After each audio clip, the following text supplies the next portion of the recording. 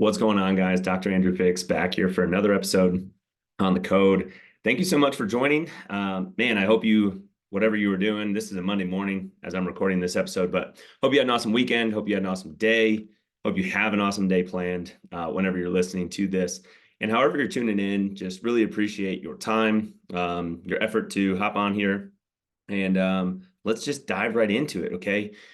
So what this episode is going to be is just a quick, I don't really have much notes. I do have another screen up that I'm going to pull some information from to share with you guys. But what this episode is going to be is a quick recap of my experience, my wife Erin and I's experience at the DEKA Fit World Championships. That was in Dallas, Texas, early December of 2023. The weekend, not immediately following Thanksgiving, like not Black Friday, but the one after, a full week after Thanksgiving. And it was something that I was fortunate enough to be able to qualify for based off an event that happened here in the Denver area. And then, I have not competed in any sort of like competition or race or anything like that outside of the gym that I'm in due to some Achilles challenges that I've been going through. I've shared some of that on other episodes of this podcast. But when I got the email that said, hey, you have qualified for the World Championships, I was kind of taken aback, like, wow, I wasn't expecting that. I wasn't necessarily trying to qualify. I immediately thought, though, man, our schedule is very busy, but I got to find a way to sign up for this because I had not done anything that was like competition related or had like a goal or a carrot out there that I've been chasing for a very long time. And I've kind of missed that. And, signing up for races or doing competitions, being involved in sports for so many years in my youth, in high school, and in college, I've just been sort of missing that piece. So I get this email and I talked to Erin and I said, hey, do you want to go to Dallas, Texas? We've not really ever spent any time there. We've been to the airports, but I want to sign up for this event. Here's when it's going to be. And she's always so supportive, you guys. And I don't know if she'll listen to this episode or not, but she's always so supportive. She's, if I want to do something, unless she absolutely thinks it's a bad idea, she is behind it 100%, and encouraging that to happen if she knows it's something that I really want to do. So we signed up for it. We bought the flights and everything. We went down there. And just because we love traveling so much, we planned an extra day or two, I think two extra days, one on the front end, one on the back end, to just go hang around, explore the area, and not just travel in, travel out for this quick event. And what I want to talk about is like what our experience was like down there, some of the things that come to mind when it comes to training and competition and accountability, and just some of the things I learned, some major takeaways. So first off, let me explain what DEKA is. So DEKA, D-E-K-A, kind of like a decathlon. I know that's spelled differently, but it's a 10-station fitness event. And DEKA Fit is sort of the name of the umbrella. This is like the same company that puts on Spartan races, right? So Spartan, DEKA Fit, kind of synonymous there. And they have this functional fitness 10-station long competition or event called DEKA, and there's 3 categories to it. So there's what's called DEKA Strong, which is the one that I participated in. That's where you go through the 10 stations as fast as you can, completing all the required reps of the required exercises and movements and crossing the finish line. And then you record your time, and then you get what's considered a mark. You get a DEKA mark. And then they have two additional tiers of that. They have what's called the DEKA mile. Again, there's 10 stations. So you would run 1/10 of a mile preceding each one. And that just takes a little bit longer, a little bit more of a aerobic challenge. And then for an even more aerobic challenge, they have what's called the DEKA Fit. And that's where you run 500 meters prior to each station. So you would run a 5K, 5,000 meters throughout the time of doing this, sprinkled in 500 meters before each event, and that takes obviously a little bit longer to complete as well. So the 3 different categories, strong, mile, and fit, they challenge you differently, right? You wouldn't be expecting to go through the stations as fast in something where you're doing so much running prior to each station, prior to each movement, unless of course you're in phenomenal shape. But obviously, even the people that participate, there were people at this event that participated in each of the three categories. And they know they're going to do the movements at a different pace or speed in those three different categories when there's so much more running or not mixed in. But one of the things, you guys, that I just realized and remembered is there are so many really good athletes out there. We were watching some people compete that were in like elite categories on the female side and on the male side, who are just physical specimens. And what I'm not saying is that they're just like naturally talented, gifted. Of course, there's a lot of those people too. But it was very obvious that these people have put a lot of time and effort, dedication into their training. And they've been working and pushing their bodies really hard. And then they were able to display that in this competition format. And it was just amazing to watch how fast some of these individuals were working through these stations in the times that they were putting up. But then what was also cool is just seeing the environment and the camaraderie. And you have total strangers cheering other total strangers on. And it is very hard when you're in that sort of an environment not to get like grabbed up and pulled along with the positive high energy that is there. And that's one of my favorite things about whether it's running races and you're running a local 5K in your neighborhood, or a turkey trot or something. We just had Thanksgiving. Or if you are like really training for something that is like a big time race and you're trying to do something very challenging. When you're in those types of environments, the people there, like everyone's working towards the same thing. Everyone's working towards the same goal. Everyone's there trying to push themselves or do something for somebody else. And the environment and the mood and the energy is just so high. And that's half the reason that people love these things, right? You get around a lot of other people that are like-minded, and it's hard not to continue to do the things when you're in that sort of a space. So let's talk about what these zones were, these 10 zones. And again, I'm just glancing at this other screen because I have it right here so that I don't mix up the order of these. Because in each of these categories, DEKA Strong, DEKA Mile, DEKA Fit, you go through these in the same order. So with or without running preceding each one. So zone 1, we've got what's called a 30 RAM alternating reverse lunges. What a RAM is it's just essentially a weighted roller that you can grab. Males and females and children use different weights. And basically you pick that thing up off the floor, you put it over one shoulder or both, and you do 30 alternating reverse lunges. After you complete those, you move on to zone 2, which is the rowing machine, and you row 500 meters on the rower, okay? After you finish the rower, you move on to zone 3, which is called 20 box jump or step overs. And basically you have a 24-inch box. You're standing on one side of it. You go up and over it, 2 feet up and 2 feet down to the other side. And you have to do 20 reps of that. You can jump, you can step up and over, you can kind of do like a little skip and a hop, which is probably the quickest way to do it. But nonetheless, 20 times, 2 feet up, 2 feet down, laterally across the box. You move on to the 4th zone, which is you have a weighted medicine ball, and you do 25 medicine ball sit-ups or sit-up throws, depending on which category you're competing in. Basically, that means you take that medicine ball, you sit down, you lay down, you set the ball, tap the ball to the ground behind your head, and then you either tap it in between your feet or you throw it up at a target, catch it, and go back down. You do 25 reps of this weighted sit-up. You move on to the 5th zone, which is a ski erg machine. You may have seen these by concept too. It's got 2 handles. You pull down, preferably with a hinge, so that you're using your legs, just like you would be trying to power yourself while you're skiing. And you do the ski erg machine for 500 meters. The 6th zone, we take a little bit of a break from the legs, and we incorporate the arms in and the grip strength in quite a bit. It's a 100-meter farmer's carry.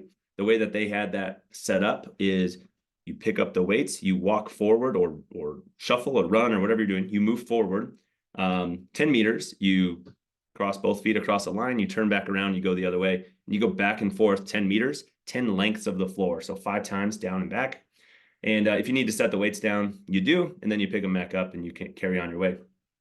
You move on to the 7th zone, where we use the last machine. It's an air bike. So what they were using was called an assault bike. Many of you may have heard of that. And you set your seat up to wherever you want, and you pedal for 25 calories on the assault bike or on the air bike. And then we've got a couple stations left before you finish the 10. So the 8th zone is a dead ball shoulder over. So you have to do 20 reps. There's a heavy medicine ball on the floor. You pick it up, drop it over your shoulder, pick it back up, drop it over your shoulder, and you do 20 reps of that. And again, men, women, and children use a different weight ball. And if you are in the DEKA Fit category, you rather than dropping it over your shoulder, you drop it over a wall or a little, we'll call it a pipe, like a barrier, and then you move to the other side, pick it back up. So instead of just throwing it over your shoulder, you're putting it over a target. The final two zones, zone 9, is a sled or a tank, push and pull. So you have a loaded up sled, again, different weights for different people. You drive it forward 10 meters, you pull it back 10 meters, and you do that for a total of 100 meters. And then the last zone, again, with that RAM, that weighted roller, is 20 RAM burpees. So what you do, the RAM is on the floor, you drop your chest down to it, you hop back up or step back up, however you're doing your burpee, and then you lift that roller above your head, that RAM above your head, just to create some space between the top of your head and the bottom of that roller. Doesn't have to be a full extension of the arms, but it does have to get fully above your head. So, and then, it's just a time-based thing. It is based on competition with you and yourself. You go through it, you see what time you get, and then if you ever decide to go through it again, naturally the challenge is, can I do better than I did before? Or how did I go through this? Can I do it in a more strategic way? So, all right, now that we're all on the same page of like what it is, one of the things that I think is, it's not like every person in the world obviously participates in this. There are so many different types of fitness out there. You could run, you could bike, you could lift weights in more of a bodybuilding sort of strength training format. You could lift weights in a high intensity format. You could do CrossFit. You could hike, you could swim. There's so many different things you can do. And that's one of my favorite pieces of exercise is there's so much variety. Not everyone likes doing the same thing. Some people get bored easily. Some people are dealing with different types of aches and pains and chronic injuries that they've dealt with over their life. And everybody has a different level of fitness, and you can sort of tailor something to yourself. What I do like about this event and CrossFit and all the other different types of lifting is that it's based off of like functional movements that we need to do, right? We're using the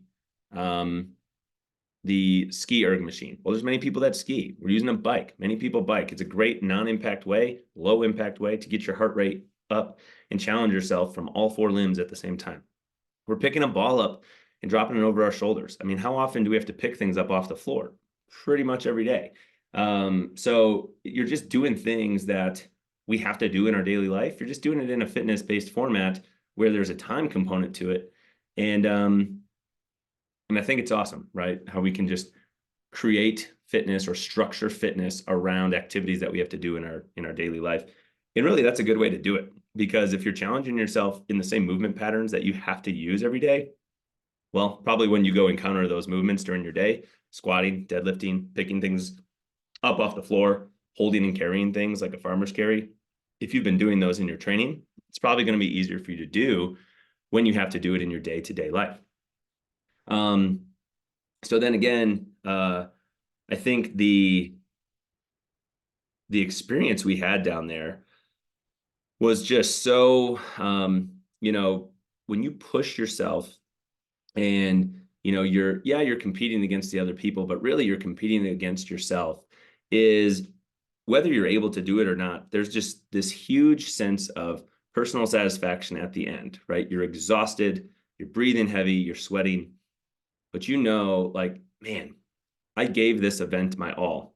And I think there's really something to be said for that. And this is not like a pat on your back thing. There were so many people there, and you could just see the joy and the enthusiasm on their face, their families' faces, because they know they had accomplished something that they were working really hard towards. And I just think it's amazing. I think Watching other people do things motivates you to want to do it. And then when you go push yourself, they're right there to give you a high five, pat you on the back, and tell you good job, way to accomplish that.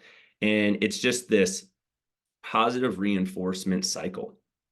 It's like when you have, you know, it's always easier, I feel like, to from a camaraderie and an accountability standpoint to like lift or do fitness in either a group format or with a partner or a small group of people where it's like me and my two buddies, we go to the gym, we meet there every morning at 6 or whatever your scenario is, because you don't want to let that other person down, right? Like you don't want to not show up unless you're really not feeling well or something, because you know they're counting on you to be there and you're counting on them to be there. And it's a little harder to just like cancel and not do that than if you're just working out by yourself.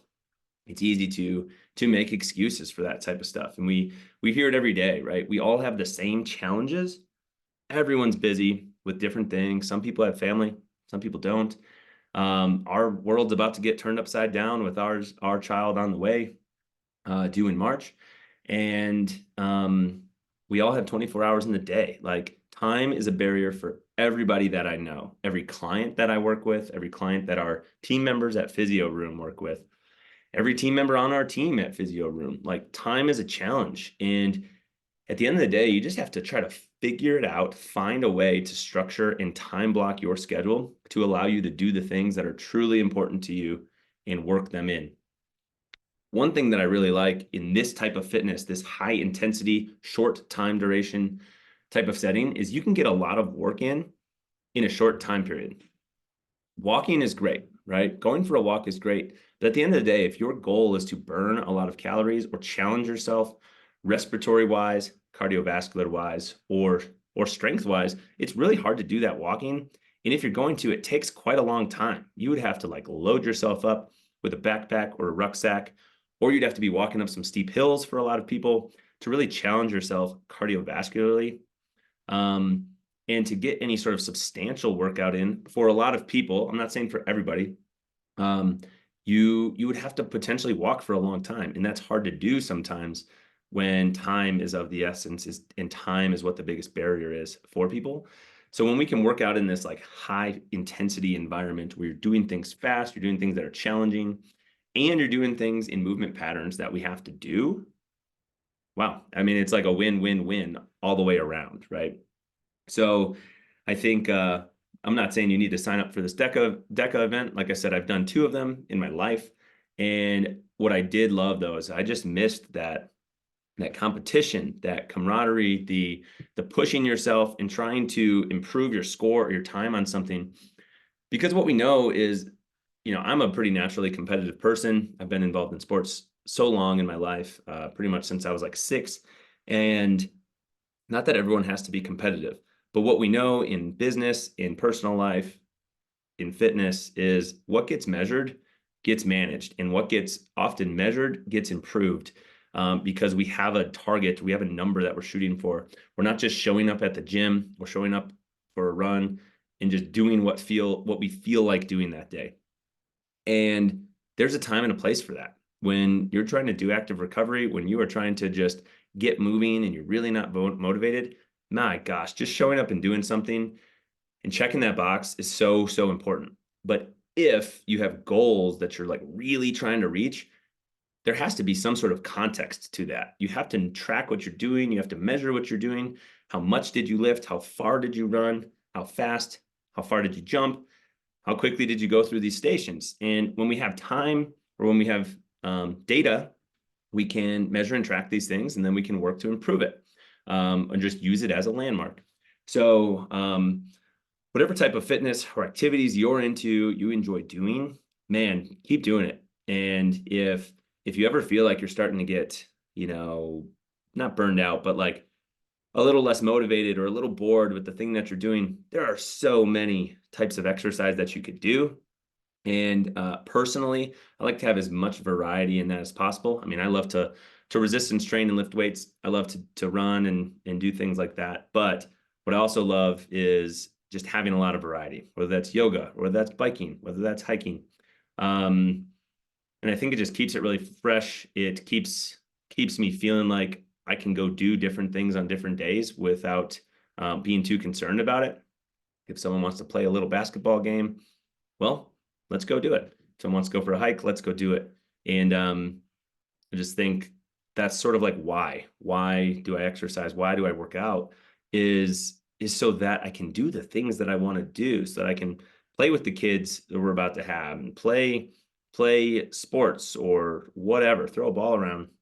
And I just hope you find the thing that you like, you go do it, you keep doing it as long as you want to, as long as humanly possible, because that's really what our bodies are made to do.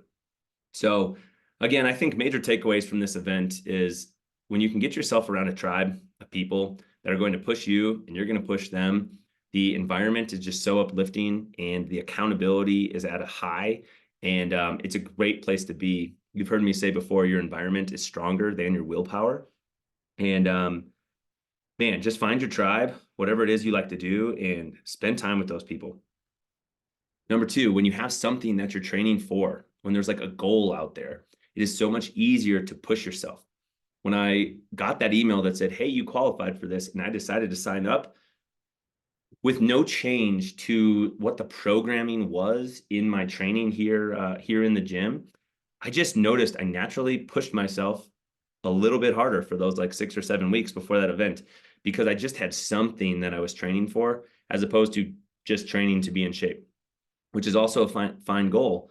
But if you have something that you're training for, it just helps keep you a little bit more motivated, keep you a little bit more accountable. And I think it's a good thing to have. So whatever it is that you want to do, even if it's just you're setting a goal for yourself to be able to squat a certain amount of weight, like have something that you're working towards, your purpose, your why to doing it. And that'll help hold you a little bit more accountable, help you push it, and help you stay motivated on those days where you just really don't feel like doing it. And then, man, like I said, I hadn't competed in quite a while. Boy, did I get butterflies before this, because I wanted to perform well.